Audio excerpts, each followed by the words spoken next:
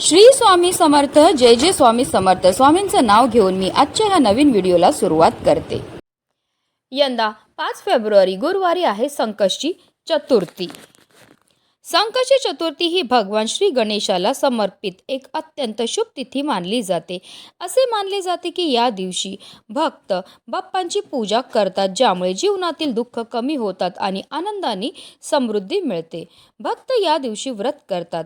संकष्टी या शब्दाचा अर्थ दुःखाचा नाश करणारा असा होतो. म्हणूनच भक्त भगवान गणेशाला विशेष प्रार्थना करतात आणि त्यांच्या जीवनातील संकट दूर करण्याकरता प्रार्थना करतात.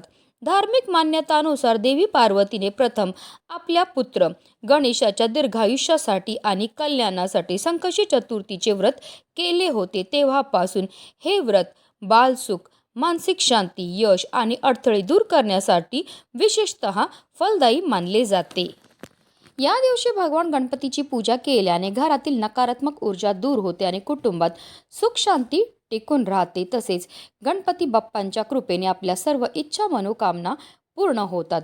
संकष्टीचे हे व्रत सूर्योदयापासून सुरू होते आणि चंद्र दर्शन झाल्यावरच पूर्ण होते. म्हणून चतुर्थीच्या दिवशी चंद्र पाहणे खूप महत्त्वाचे मानले जाते.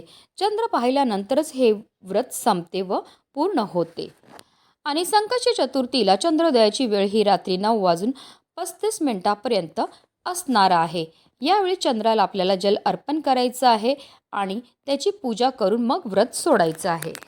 यंदा संकष्टी चतुर्थीला सुकर्मा योग जुळून येत आहे. या योगामध्ये पूजा केल्याने पूजेचं आपल्याला अनंतपटीने पुण्यफळ हे प्राप्त होत असतं.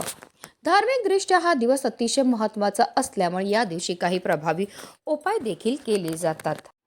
आणि म्हणूनच संकष्टी चतुर्थीच्या दिवशी तुम्ही व्रत नाही केलं तरीही चालेल, पण इथे अर्पण करा फक्त एक सुपारी. ही सुपारी अर्पण केल्यामुळे आपलं 7 पिढ्यांचं दारिद्र्य तर नष्ट होणारच, पण आपल्याला सर्व कामामध्ये यश प्राप्त होणार आहे. गणपती बाप्पांच्या कृपेने आपली कितीही कठीणातील कठीण इच्छाही पूर्ण होणार आहे. तर ही सुपारी आपल्याला कुठे अर्पण करायची आहे, कोणत्या वेळेत अर्पण करायची आहे, त्याबद्दल सविस्तर आणि महत्त्वाची अशी माहिती मी तुम्हाला या व्हिडिओमध्ये देणार आहे. तर व्हिडिओ पूर्ण पहा. आणि जर तुम्ही माझ्या चॅनलवर नवीन असतील तर चॅनलला सबस्क्राईब करा आणि शेजारी बेल आयकॉनसुद्धा प्रेस करा, जेणेकरून तुम्हाला माझ्या नवनवीन व्हिडिओचं नोटिफिकेशन हे मिळत राहील आणि तुम्ही एक पण व्हिडिओ मिस करणार नाही. संकष्टी चतुर्थीच्या दिवशी आपल्याला सकाळी ब्रह्ममुहूर्तावर उठायचं आणि अंथरुणामध्येच गणपती बाप्पांचं स्मरण करायचं आहे आणि दिवसाला सुरुवातही करायची आणि त्यानंतर स्वच्छ स्नानही करायचे.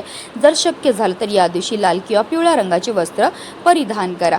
त्यानंतर आपल्याला सर्वप्रथम देवघरामध्ये दिवा हा प्रज्वलित करून घ्यायचा आहे, कारण कोणतीही सेवा किंवा कोणताही उपाय जर आपण अग्नीच्या साक्षीने केला तर त्यामध्ये आपल्याला निश्चितच सफलताही प्राप्त होत असते. त्यानंतर आपल्याला सूर्यदेवांना जल अर्पण करायचं आहे आणि आपल्याला विधिवत देवपूजाही करून घ्यायची आहे. जर तुमच्याकडे गणपती बाप्पांची मूर्ती असेल तर त्यांना तामनामध्ये घ्यायचं आहे आणि त्यांच्यावर आपल्याला जलाभिषेक किंवा पंचामृताने अभिषेक हा करायचा. 11 पळी पाणी आपल्याला गणपती बाप्पांवर अर्पण करायचे. प्रत्येक पळी पाणी अर्पण करताना आपल्याला ओम गणपते नमः या मंत्राचा जप हा करायचा आहे. आणि त्यानंतर गणपती बाप्पांच्या मूर्तीला स्वच्छ पुसून पुन्हा त्यांच्या स्थानावर ठेवायचे. गणपती बाप्पांना हळद, कुंकू, अक्षदा, धूपदीप, अगरबत्ती दाखवून घ्यायची आहे.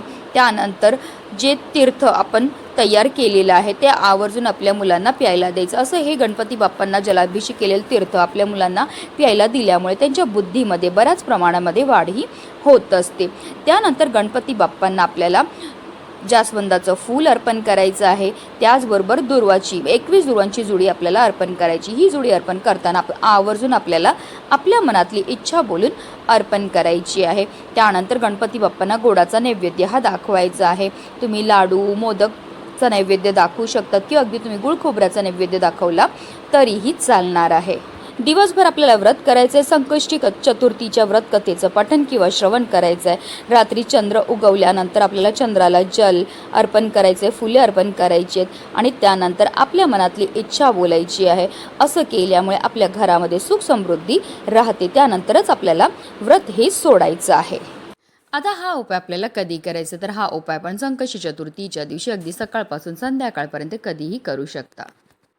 हिंदू धर्मात पूजेच्या वेळी सुपारीला विशेष महत्त्व आहे. पानासोबत सुपारी देखील पूजेत ठेवली जाते. गणेशाला सुपारी प्रिय आहे आणि जेव्हा पूजा केली जाते तेव्हा प्रथम उपासक गणेश आणि गौरीचे प्रतीक सुपारीच्या रूपात वापरतात. भगवान विष्णू आणि देवी लक्ष्मीच्या पूजेतही सुपारीचा वापर केला जातो. सुपारी संबंधित असे काही उपाय जे केल्याने धनात वाढ होते, त्यासोबतच सुख समृद्धी वाढते. हे उपाय आपल्याला व्यवसाय आणि करिअरमध्ये देखील उपयुक्त ठरतात. हा संपूर्ण उपाय आपण देवघरामध्ये बसूनच करणार आहेत. हा उपाय करण्याकरता आपल्याला एक सुपारी लागणार आहे, पण जी सुपारी आपण घेणार ती नवीनच असावी. अगोदर पूजेमध्ये वापरलेली सुपारी आपल्याला या उपायामध्ये वापरता येणार नाही. आता आपल्याला एक तामण घ्यायचं आणि त्या तामणामध्ये या सुपारीला ठेवायचं आणि 11 पळी पाणी आपल्याला या सुपारीवर अर्पण करायचं. प्रत्येक पळी पाणी अर्पण करताना त्या सुपारीवर आपल्याला ओम गणगणपते नमः या मंत्राचा जप हा करायचा आहे. आता आपल्याला जलाभिषेक केलेल्या सुपारीला स्वच्छ पुसून घ्यायचं आहे. आता एक लाल रंगाचा कपडा घ्यायचा आणि तो कपडा आपल्याला आपल्या देवघरामध्ये असणाऱ्या गणपती बाप्पांसमोर ठेवायचा आहे. आता या सुपारीला आपल्याला आपल्या उजव्या हातामध्ये घ्यायचं आणि आपल्याला तिथेच देवघरामध्ये आसन घेऊन बसायचं आणि काही सेवा ह्या करायच्या आहेत.